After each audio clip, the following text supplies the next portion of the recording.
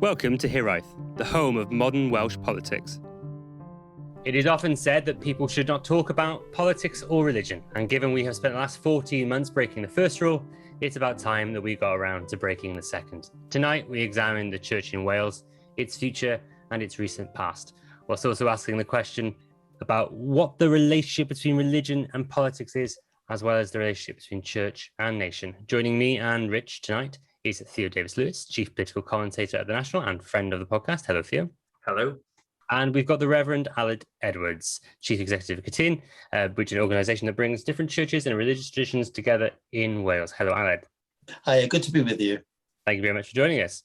So we'll start off talking about one of the more peculiar controversies of the pandemic period. Theo, you wrote in your column last week, as well as interviewing the Bishop of Bangor, about, well, not all about, but somewhat about what happened with the Bishop of St. David's. Could you talk a little bit about that and what led you to have your interview with the Bishop? It's a really interesting one in the sense that Bishop Joanna Penberthy, Bishop of St. David's, made that very infamous tweet now in, I think, March this year, where she said, never, never, never trust a Tory, which obviously is totally inappropriate for a bishop to be saying, in my view. And I think she had some hashtags associated with her Twitter name, things like "get the Tories out." Plenty of people have them, but they're not bishops, are they? So that was the controversy. And then there was that pile-on that happened really since Bishop Joanna made those tweets. And we had the letter from the Secretary of State, Simon Hart, who obviously thought, deep down, probably thought this is brilliant, another chance to attack, not an established organisation, of course, because the Church of Wales is not established, but attack an organisation that seems to be going against conservative values and so on. Wrote to the Archbishop of Canterbury, shouldn't really have done that, but he did it anyway. The Bishop of Bangor, Andy John, in the absence of an Archbishop of Wales, wrote back as the senior bishop, a very, very measured and conciliatory letter apologising. And since then, we haven't really heard anything. And that was the inspiration really for this interview, which I didn't think I would probably have, but I thought it's worth asking, as I normally do. And I normally get ignored, or some press officer replies to me. And after they probably go through my columns and think this guy's too risky. But they agreed to it. And that was the basis of the interview. But alongside that tweet, that was the main basis to ask. But hopefully what comes out in the interview is that there are more profound questions actually for the church in Wales to ask and then answer, as well as you said in your introduction, Matt, generally about the state of religion in Wales, the connections between religion and politics, and what are the roles of those institutions in Wales today. Aled, what was your response to the furore about the tweets? Well, I obviously know Bishop Jo very well. I've worked with her. She chairs up one of the Anglican groups, the global group that I'm a member of. That's the group that looks at issues of social justice and looks at issues around poverty across the world. So I know very well, and I know of her passions. She has rightly apologised for what she tweeted. But, we Christians have got this really inconvenient thing called forgiveness. And, once you've apologized for something and you said sorry, it becomes an imperative that you actually accept that apology, accept the consequences and move on. But I think politics has yet to catch up with that peculiar concept, unless, of course, it's their own sins, which are very, very different. And when I tend to look at what's happening in politics across the UK, my suspicion is that God is smiling and saying, I've got less of a problem with the bishop than I have with politics. Just going to quote directly from Theo's article 1 second. The Bishop of Bangor said, "We've always interfered and we always will. And we will continue to interfere where we see injustice, where we see wrong, and when we see things that the Christian faith has something to say about." That seems like quite a confident and political statement for a national institution that isn't always seen as being a massive political player. Is this a start of a rejuvenated activism in the church, Aled? Well, it's part of what we've done, particularly since devolution. You have to remember that I was one of the individuals that started the campaign to have a National Assembly back in 1997. And a group of clergy campaigned for the National Assembly. And I think it was Leighton Andrews who dubbed us as yes ministers, which caused quite a stir at the time. And it was very much for many of us a part of building social justice. It was looking out for the poor. It was trying to do what we would call in faith terms the kingdom. And that flowed from a dynamic that Bishop Rowan Williams was chair of at the time in Wales, the Moral Society. You know, it's always extraordinary for us in the church that people find it rather odd that we should speak out for justice. It's something that churches have always done, but sometimes it rattles the cages of politicians who don't like to be told off. Theo, we've had conversations about this, and when we talked, you said that you didn't think the Bishop of Bangor was quite as radical as people who had been the most senior bishop in Wales previously. Did that come across in the interview with him?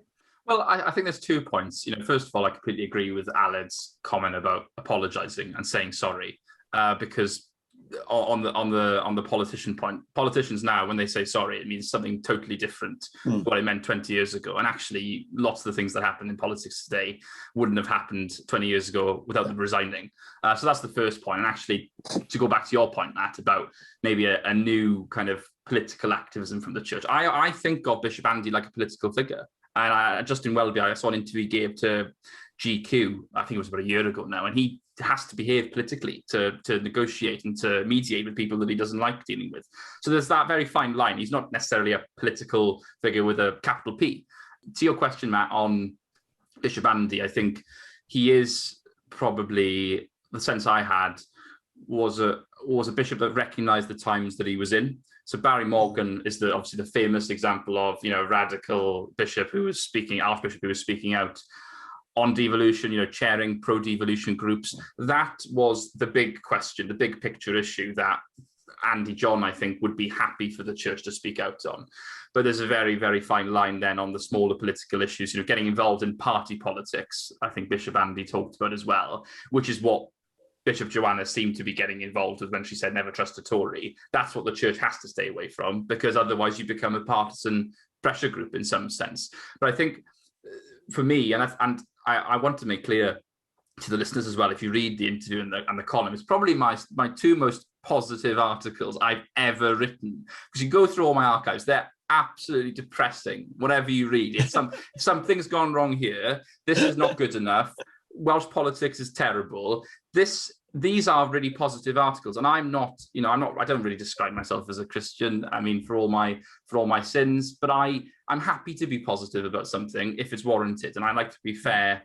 And the reason I was like that is with Bishop Andy, I feel like he completely grasped the situation in front of him. And I would never, and I've said that about certain political figures as well, but I think he realizes there was a crisis after what Bishop Joanna said, but the way that the church intervenes in politics, I think is totally right, but it's got to choose its moments. And I think it was probably easier, dare I say it was probably easier for Archbishop Barry Morgan to intervene when there was that looming big question of more powers. Now, the devolution settlement has probably been agreed cross-party, there's more of a consensus.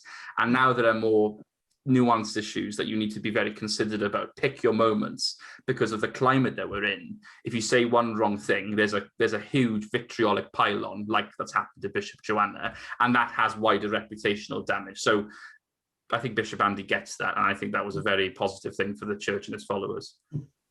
Aled, you have a good degree of experience in religious matters in Wales, and I wonder if you could tell us whether Barry Morgan and the other religious denominations in Wales, were they involved widely in the campaign, and was that considered controversial in any way at the time?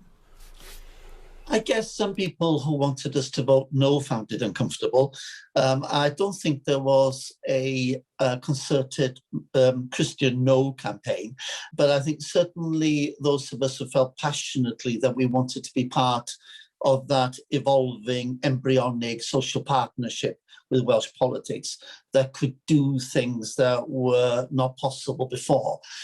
We felt, yes, that was the right thing to do. I would never go to a pulpit and preach it. I would never do it in the context of saying, as a parish priest, I want you to do this. But I've always, in my own personal stance, whether it's over devolution or issues to do with racial justice or refugees, I've always said, well, this is me. It's not always easy because people say, well, you have got a role in public life and, you carry that tag. But I think people respect the fact that you speak out over certain issues. And I'm more than happy to disagree with you reasonably. I think we've now moved on from those early days where people would say, well, why are you doing this? What's the argument? Now you just get trolled and abused. Have you found, though, that in the time since devolution, the arguments that were being made around the time of the original devolution vote in the 1990s, have you found that the voice of religion and religious organisations in Wales has changed up to now compared to how it was in the 1990s? Is there maybe a different focus? Has the Senedd in a way become a place where that is another centre of gravity for discussions and for debate in religious circles in the way that it has in political circles? Is there a symmetry there? Yes, there is. And what's crucial here is that we don't do it in a totemic, symbolic way. We now do it deeply on the level of public policy. So the primary example I'd give you recently is we were very involved with the Emmanuel Ogbonna report into the disproportionate number of Black and ethnic minority deaths due to COVID.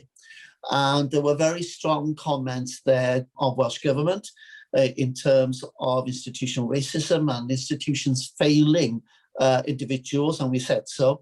And you compare that with if I may be honest with you, the wretched Sewell report that 10 Downing Street commissioned, not even asking the permission of the so-called participants to include their names on it, a complete shambles. And I compare that with the different dynamic in Wales. And that was because there was an awful lot of truth-telling. And that truth-telling flowed not only from civic partners like Race Council Cymru, but it also flowed from faith groups. And that is now, I think some people don't get it, that is deeply, deeply substantial and well thought through.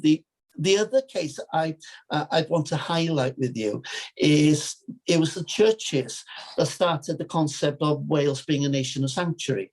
And living in Rhondda-Cynon-Taf, I noticed there was a new UKIP poster out on Pontypridd. You can see it on the A470 saying about the cost of 310,000 immigrants coming into the UK, and you opposing Labour's nation of sanctuary concept. Well, I have to smile because it was me who actually thought of the idea of having a nation of sanctuary, and it was me that actually forwarded through the Faith Communities Forum. And I think you'll find now that a substantive policy initiative like that is very much faith-informed, but is faith-informed on the basis of public good rather than establishment power or that sense of entitlement. You have to argue your case on the merit of the case rather than a sense of privilege. Is that accessibility and able to change the way that the Welsh Government operates or kind of what it chooses to pursue? Is that a different factor in Wales because Wales is a relatively young democracy and it's been built in the modern age and it doesn't come with the kind of baggage of history? Or is it just because there is that different dynamic of established religion and established religious figures in the Parliament of England, UK, compared to that not being anywhere near comparable situation here in Wales? I'm finding increasingly that the whole relationality of politics and faith in Wales is so different now that they're beyond comparing. So the other example I can give you, which was a really difficult one just before Christmas, because you may remember that there's a new COVID strain emerging, and it was immensely hard for Welsh Government. And one of the big questions at the time was whether places of worship should be closed down. And we had very robust, honest conversations with Welsh Government and said, just allow faith communities to make their own decision, inform them. And my suspicion was that because we could agree that approach together, far fewer people went and risked their lives in a communal sense. And those are the sorts of dynamics that I think people from outside Wales find really difficult to understand, because, you know, if we want something badly and we have difficult conversations, what we do is we pick up the phone.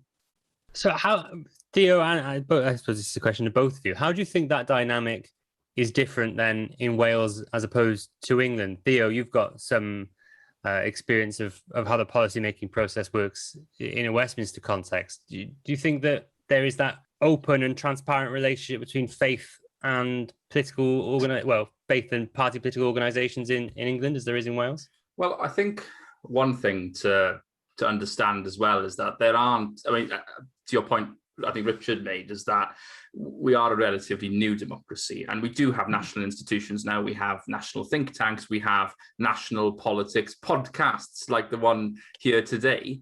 We don't have as many, you know, established institutions than other countries in Britain, and that means, of course, it provides an opportunity for different religions to speak out. I mean, probably most notably the Church in Wales, because of the story that it had in its formation. You know, it was the pinnacle, I wrote, of liberal Wales achievements. I think that was the story of liberal Wales is the story of the Church in Wales in some sense, and I think that has given it some power in that sense, you know, to speak out. Although, of course, Bishop Andy said to me, we can't rely on that now to be relevant in society. We need to move on and demonstrate our value. But I think it has given the likes of, famously, Rowan Williams, Barry Morgan, the platform that I can't really think of other institutions outside of politics that have had the same platform, even though, of course, Wales, I think, is the only country in Britain that doesn't have an official religion. At the end of the day, it means that you have organisations like the Church speaking out. I do think, judging by some of the comments that I've seen on my social media, lots of Labour politicians are delighted with Bishop Andy's interview, of course, because they see another example of clear red water. As I wrote in my interview, of course, I think for Conservatives, I don't know whether there is the same respect to the Church in Wales, particularly after recent events. I don't know, but I assume that, judging by the fact that the Secretary of State wrote to the Archbishop of Canterbury for whatever reason, I don't know whether that gives you anecdotally an example of how Westminster-based Wales politicians and Wales-based Welsh politicians look at faith. But I do think, and as Alan articulated very well there, I do think there is a different distinctiveness to the relationship between Welsh politics and faith. The question now, of course, I think is what faith wants to do with it, because I do think it has an opportunity. The Archbishop of Canterbury has a very established position on speaking out, whereas, you know, now there's going to be an archbishop by the end of the year. We might talk about that. There is a new opportunity, I think, to carry on previous work, but because of the culture wars that are ongoing, debates around the Senedd, you know, the wider constitutional debates, I think you're going to see a very different kind of community of faith in Wales than perhaps you'd see elsewhere. And for me, as I've written before, although I don't go to the Church in Wales, I support the Church in Wales as a Welsh institution, and I think that's a good thing. I was going to ask, so, I mean, one very tangible way that people see religious influence, for lack of a better word, on the policy-making process in England is through the House of Lords. What do you think about the role of religious figures within the legislative process? Do you think it's important, or do you think it would be better placed that people took a more outside, collaborative, policy-based and pressure group-based focus on in terms of religion and churches affecting policy? Well, I think the models for me are very contrasting. You can shout loudly on the outside and be seen and heard to shout. And you may feel good after shouting at people, but you don't get anywhere. And I think what we've discovered in Wales, particularly over the past 5 years, that if you have respectful conversations, even over the most difficult of issues, you can have a real impact on policy. I can give you a primary example of late. We had huge problems in the Midlands of England over the issue of relationships and sexuality education. and people were protesting outside of schools and mosques. Well, what we did in Wales, we held a conversation with the education minister in the mosque. We invited communities from LGBTQ advocates, Stonewall, and we had the conversation. Now, that conversation is still unresolved. We've got issues about the Welsh Government removing the rights to withdraw from certain families. But we now have, in our own conversations with the education minister in particular, we will have conversations about, well, what do you do with redress? How do you balance where you used to be with Section 28? And those are things that we can do very wisely with policy in a way that I suspect other parts of the UK would find really difficult to understand. The other primary example, as I said, is the way in which we've shaped Wales being a nation of sanctuary. It started off with me many years ago when we had the bright idea that we would train refugee doctors. Now, Wales, because of that dynamic between faith and Welsh Government, probably has the best refugee doctors training scheme anywhere in the world. I don't think that we are used to having that sort of narrative and conversation in Wales, but it's so different to what my European partners, my English partners, and Scottish partners would have to do in terms of more established relationships. How you keep that with a change of personnel, I think, is the big question. So Theo mentioned it, and it would be remiss of me not to pick up on it a little bit. Your reactions to when Simon Hart wrote to the Archbishop of Canterbury would be very interesting, I think, to our listeners. Theo, do you want to start? Oh, Aled, do you want to start? No, Theo first. Well, I mean, listen, I was, I didn't really grasp it in the first instance because you kind of forgot me because people probably, if I'm honest, in the general public didn't realise that Archbishop John Davis stepped down. And then the letters, you could read all the letters publicly online, and if you read through the letters from Simon Hart to the Archbishop of Canterbury, and then obviously Bishop Andy, clearly whatever's happened there is totally, I think actually, if I was to guess, it'd probably be more ignorance than deliberate, because if it is deliberate, it's very clever. For me, I was actually more angrier with Justin Welby's response, because I think it was totally out of order. And if you read the interview, Bishop Andy is very, very clear, essentially saying he doesn't expect anyone, whoever they are, to intervene in matters relating to this province. And I think that was very, very clear. And people I've spoken to in the Church in Wales, I think, are very, very angry with what the Archbishop of Canterbury did, because it was didn't need to respond. He didn't need to respond publicly. And I think the way that Bishop Andy handled it very delicately in my interview shows a lot about his approach to it. But I think it did send a very clear message to Lambeth Palace and, whatever the Secretary of State of Wales wants to do and whoever he wants to write to says more about him than Bishop Andy or the Church in Wales. I do make that point, though, in the interview and in the column associated with it, that, again, there probably is sometimes more work to be done for whatever national institution you are to assert your distinctiveness. And that doesn't mean to be forcibly rubbishing anyone else. But if you are having people intervening in your province, you have to make very clear what that province is and what it does. And I think probably over the last few years, actually, since the time that Barry Morgan retired, I don't think you've probably had that from the Church in Wales. Aled gives very good examples of the nation of sanctuary and so on, the work that they do, but perhaps that goes under the surface a bit and people don't really grasp the role the Church in Wales has had. It's a very long-winded answer, Matt, but a very unsurprising letter from Simon Hart and probably a bit more surprising response from Justin Welby. I don't know if Aled disagrees with me, Aled, but I agree with you totally. Of course you do. Of course you do. As you can imagine, a Welsh-speaking Anglican from Trawsfynydd, I really want the Archbishop of Canterbury interfering in Welsh affairs. But I was just reminded, and I was sharing this with my Anglican colleagues in the very committee that Bishop Joe chairs, and I was reminding them of the role of Owain Gwynedd, who famously was told not to appoint a certain gentleman to be the new Bishop of Bangor. That's the irony.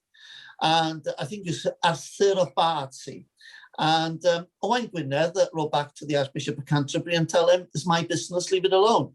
He even went so far asked to consecrate the said bishop in Dublin because he couldn't do it in Wales. And when they told him that he couldn't marry his cousin as well, he actually got excommunicated. And those awkward Welsh clergy from Bangor Diocese, when Owain Gwynedd died, as a sign of great respect, they buried him under the high altar of Bangor Cathedral. So you have to be mindful of the awkward stock that all bishops of Bangor and clergy come from. But I think you're right, Theo. It was a wrong call. What was wrong? We're just saying this is an issue for the Church in Wales to resolve. The apology has been given and we're working it through.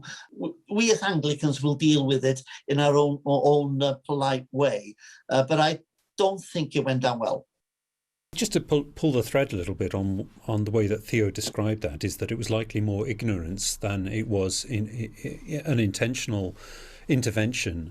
I was quite surprised when I can't remember the name of the Conservative MP who guested on Vaughan Roderick's Sunday Supplement, but he seemed to have simply no idea what disestablishment was, and that it would have any effect on the way that the UK Parliament could engage with the Church in Wales. And just to kind of echo what I think Matt just said, I wonder if actually the church in Wales has a problem of visibility, because most people, the proportion of the population of Wales that goes to church is very small. And I wonder, even of that population, how many of those people actually will understand about the autonomy of the church in Wales. I would suspect it's probably a small percentage of them. Yeah, I think that's right. And I just, from my impression, generally, because I did a lot of research before I spoke to Bishop Andy, and Archbishop John Davis stood down earlier this year. I don't know Archbishop John, but I think that happened pretty quietly. And you made the point, obviously, that earlier in the podcast about the relationship between bishops and the legislature in the House of Lords, and that obviously changed for Welsh bishops in 1920, and when the church was disestablished. And I think one of the big problems in terms of engagement that we touch on in the interview is, how do you get the Church in Wales' message out? Do you basically act as a nimble, kind of punchy pressure group, spiritual pressure group, which is, I think, what Bishop Andy wants to create. But obviously he'd love to have as many people as he can in that tent with him. It is difficult, I think, for them to get their message out, simply because I don't have the latest figures to hand, but as you say, Richard, those that go in-person worshippers, as Bishop Andy pointed out, is going to be lower after COVID as well. So that's the whole point now, is they've got to first of all work out. Church in Wales has got to work out with new leadership formally, what do they stand for, when do they speak out, and it does require a bit of strategy, because stuff like the tweets from Bishop Joanna wouldn't have happened in a professional organisation.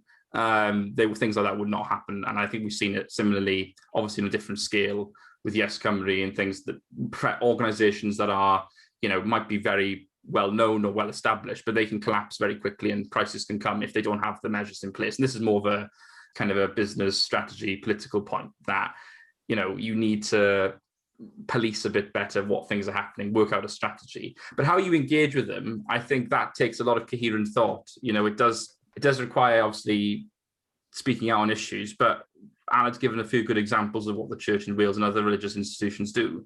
They also need to get the credit for it. And I don't think, and obviously, because you're such good Christians, you don't want to take all the credit. And it's not about us.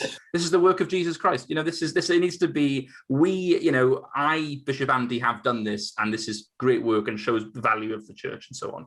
So I think there's a multitude of things they can do better. But of course, I think once you have a new archbishop, I think obviously the tweets might have given the church a bit more of a bit of PR. No publicity is bad publicity. I think depends how you look at it. But the point is that it's reminded the people the Church in Wales is there, but clearly not everyone at the Wales office anyway. Yeah, I'm just thinking though.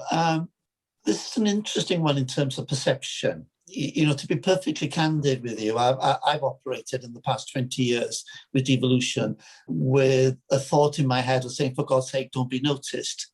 The policy works without making that protest and that profile. Mm-hmm. And I think we've paid a price. You're right there. We've paid a price for not telling people what we've done and some of the achievements that we have worked out within devolution. I think when you think of it, when Rt Morgan went through 9/11 as a humanist, and he was on the phone with us within a matter of days saying we really need to form the Interfaith Council for Wales.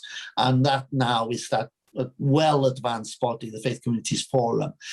And we did an awful lot of things in that generation to avoid, breakdown of social cohesion, to avoid a sense of racial injustice very often.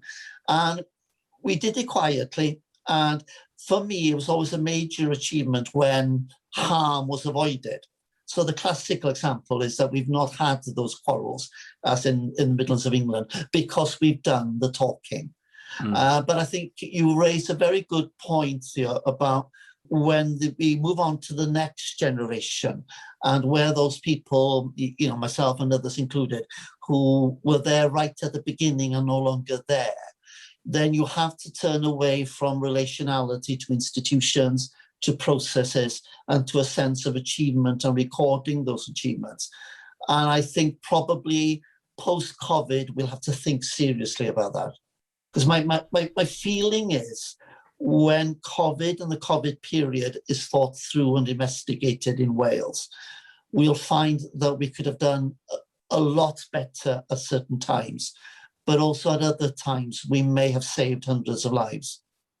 And that's the sort of narrative that probably the public haven't clocked yet. The way that we closed buildings down, the way that we've helped with the vaccination programs. Next week, we'll be going to a black-led church to try and encourage Black and Afro-Caribbeans to take the vaccination. Those things are, for us, the bread and butter of politics, but I guess not many people will know of them. It's a very interesting aspect of the kind of cross-faith work that takes place in Wales that I think does go underappreciated. I think particularly if you look at the political conditions in Westminster and in Cardiff, and looking at those as the centres of power, you can see that the parties in Westminster, many of them have had difficulties with religion and religious aspects. The Labour Party had a serious problem with anti-Semitism. The Conservative Party had problems with Islamophobia, and even the Liberal Democrats had problems surrounding Tim Farron's faith when he was the leader. There was political challenges that came out of having a man of faith as your leader. Is it fair to compare the two? Because of course there is a different matter of scale. There's a different matter of history, but it does seem that we managed to avoid not all, but many of the same problems here in Wales. And I just wonder if you have any thoughts about why that might be. We over the years may have got lots of things wrong, and we've got to be candid about that. But the issue for me here is that faith should be a means of doing good. And that doing good should be a shared sense of doing good rather than just promoting faith. I think faith is less effective when it becomes the object of conversation. And going back to what I was saying to Theo earlier, that sense of, for God's sake, don't be noticed, I think has value. Because when faith becomes the focus of that conversation, it becomes less powerful. I paradoxically feel the same thing about the Welsh language. The Welsh language is much better as a means of communication rather than the object of it. Aled, you were very kind earlier to give us a little bit of a history lesson. And I think one of the things that often goes unremarked upon is almost forgotten these days, Theo raises it in his piece in The National, is the fact that political Wales only really exists because of religious difference. The first Wales-only laws of the modern era came as a result of the rise of nonconformism and ultimately then the disestablishment and disendowment of the Anglican Church in Wales. But it's very interesting to me that the fate of nonconformism, as championed by the then Liberal Party, has largely mirrored the fate of the Liberal Party, which, both of them have been on very, very steep declines over the last century. And I wonder where that leaves the political landscape in Wales, because those cultural and political ties to the Liberal Party that were bound up in nonconformism, have those been broken? Have those been shattered? And some of the older political ties, perhaps to the more formal branches of the church that came from the more traditional conservative side of Wales, are they still there? Because the church seems to be less popular with conservatives at the moment than it has been for a while. It's interesting for me because one of the things that we've learned over the past 18 months in particular, is that we have been slow, for example, to embrace the blacklit churches, and they have grown enormously in Wales. And when I look at the efforts that my evangelical friends, my Catholic friends put into, for example, to supporting food banks, where would we be without churches with food banks? And I think Lloyd George would have been quite pleased with us working at issues like housing and food banks. I don't imagine the churches going wild over temperance anytime soon. We've moved on in those sorts of debates. And the churches have grown, and they've grown with, for example, asylum seeker communities and asylum seeker churches. And, it really thrills me that the Christians who came to Wales around 2001, 2002, their children are now Welsh government civil servants. And they have taken their convictions and their principles, but they don't wear the same clothes anymore. So I don't think there'll be a long queue for Band of Hope and those sort of expressions of classical free church movement. But the free church conviction has gone into doing social good big time, and it hasn't waned in that conviction. And Wales would be infinitely poorer if they weren't there. And Richard, just to add to that, and what I pulled out in that column that I wrote, I think obviously referring to that, I start off with Lloyd George's speech in the Rhondda in 1909, and he's sort of saying it was religion that introduced Wales to politics, and it's just the journalists sort of interjecting at every sentence with bracketed cheers, bracketed applause, just absolutely wild. I think he was in Treorchy, report from the a column or a newspaper report from the Cardiff Times at the time, which I found just this week. I think the question about, the interest about the decline of liberal Wales, I still think, for me, and I put it in my column, that the church in Wales really set the foundation for self-governance later in the century, because it just was another branch of distinctiveness. Of course, the University of Wales came a few decades before the church in Wales was disestablished, but you look at the works of Kenneth O. Morgan and other historians, modern Wales really starts probably about 1880. And what you have then is the vital role of the nonconformist movement. I've obviously huge admirer of Lloyd George and all the stories, the Llanfrothen burial case, very, very important for him personally, and the conviction that he always had that, for him as a Welsh-speaking nonconformist, was vital to his politics throughout. And I think for me, I actually think things, the punctuated events like the University of Wales, the Church in Wales being founded, the Wales Office and so on, I think it has culminated really to where we are, and it'll continue to do that. I think it set a precedent really for Welsh self-governance and Welsh confidence. And I think obviously you've seen a dip in support for the Liberals, but that was transferred into the Labour Party and in parts of the Conservative Party and parts of Plaid Cymru as well. And I think it'll go on and on. I think what has diverged, of course, is the church in Wales as it's known. It obviously had a very difficult start. It was ordinary members that financed the church in Wales, because obviously it was let's get rid of the church in England, so to speak, and then they had no money. They actually had to build it up from the ground. They did that, and there's been crisis over the years. Every organisation goes through this. I think actually they've probably it's earned its own right to speak into society over the last century. And as Bishop Andy says, they're going to have to do that again after what's happened this year. But I think actually the work that those Anglicans in Wales, those nonconformists did to set up the church in Wales in 1920. We don't hear enough about it. And actually, I would say it's top 3 most important events in Welsh history the last 500 years because of what it did for national distinctiveness. So your memory might be better than mine on this one, but I thought on this theme a few years ago when I was asked to speak at a anti-far right rally in Newport in John Frost Square. There were a whole set of young Muslim kids from Newport, and when we came to a stage where we said that we're all Welsh in this place and none of us are left behind, they all took their little Welsh dragons out and waved them. And I remember right, that it was Lloyd George who reflected on how the Newport English, as he put it, scuppered the Cymru Fydd movement. And I suspected that if he'd been there that night, seeing that energy of faith across the board, being anti-racist, of being proud and strong in terms of values.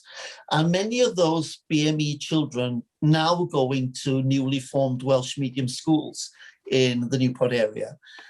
I have a suspicion that that sense of establishment has gone to a place that nobody could imagine. And I think you're right in your analysis that that sense of an institution being Welsh and powerful and speaking out has made a huge difference. And I suspect that night in Newport with all those kids proudly wearing their Welsh flags would not have happened if we didn't have those institutions and that politics that has shaped it. And I think it's been hugely significant. Well, on that lovely note, I think we'll end there. But thank you so much to both of you for coming to talk with us this evening. If people want to hear more from you, where can they find you on Twitter? Theo? It's at T Davis Lewis, and I also should say, Matt, congratulations for passing your driving test as well. Thank you. I did it just before I turned 30. That was the only aim I had. Thank you very much. It's all right, don't worry. Aled, what about you? Where can people find you on Twitter? Yeah, I'm cheap and easy. I'm Aled Edwards with a cum at the back, as in Welsh. Aled Edwards cum. Wonderful. Diolch yn fawr iawn, and thank you very much for coming to speak to us. If you've enjoyed what you've heard this evening, please do not forget to find us on Medium at Hiraeth Blog Cymru, on Facebook at Hiraeth Blog Cymru, and on Twitter at Hiraeth Blog. Thank you for listening to Hiraeth.